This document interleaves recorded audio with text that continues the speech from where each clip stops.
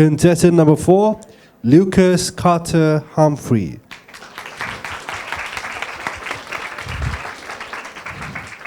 Mario Bros. And Childhood.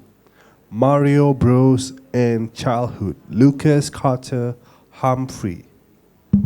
Ladies and gentlemen, let me set the scene for you. 8 cousins, crowded in a tiny room, sat on a tiny bed, crowded around an even tinier TV. Now the purpose of their gathering? Super Mario Bros., made for the Nintendo Wii. You might share a similar memory, whether it was days ago, months ago, or decades ago. But childhood works in funny ways, and today I stand in front of you, recounting my childhood game like some ancient folktale. The truth is, as much as I hate to admit, Mario and video games have taught me more than anything about appreciating my youth. Lessons which I'd like to share with you today. Now, how many of us, at a certain point in our lives, have felt like childhood was a race, one that we were losing? Acceptance and inclusion is something we all undeniably want to feel, but sometimes having unique interests can bring us away from that. Example, truth be told, nobody in my school owns a Wii. It's an ancient console. So because of this, you could probably predict how conversations with me about gaming went. Before the word Wii had left my mouth, we had moved on, and we were talking about Clash of Clans. Now, it's hard to believe, but Clash of Clans was genuinely all the rage at the time. Now, the annoying thing about it was that it was a community-based game. So whoever played it also talked about it. Now, my mother had read one Google review and had come to the conclusion that it was demonic and it would corrupt my mind.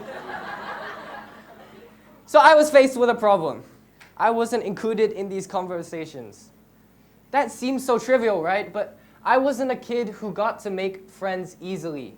I was introverted, and I had at most 5 friends, or less than that. So as a result, I started to grow this sort of resentment towards my ancient old console and the little Italian plumber game.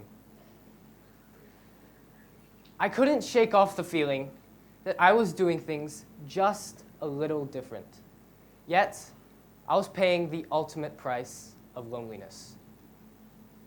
I'm willing to bet that some of us feel the same. In fact, I'm willing to bet that there's at least one thing, and I want you to think of it now, that you did different from everybody else growing up. It could have been a special food that you ate, a unique way that you ate it, an obscure sport that you played, or just like genuinely enjoying a subject at school. Whatever it was, you might look back on it now and think, man, I was weird. I know I did. But truth be told, regret is a heavy burden to bear. And regretting playing Mario Bros. Kept me from a game that had brought me so much childhood joy. Seriously, the unadulterated fun I experienced going through those levels for the first time, surrounded by the company of my cousins, is something I'd give anything to feel again. Because whether I liked it or not, playing a different game from everyone else set me apart. And if there's one thing only that I want you to take away from this speech, is that what sets you apart is good, and it defines who you are today. After all, I still hold the same love for the game that I did all those years ago. There's no shame in doing things just a little different from everyone else. So I want you to think back on that one thing that you did differently growing up, say it in your head, and celebrate it. Because you wouldn't be you without it. I'm going to say the line now. It's a me, it's a you, and it's a something to be proud of. Thank you.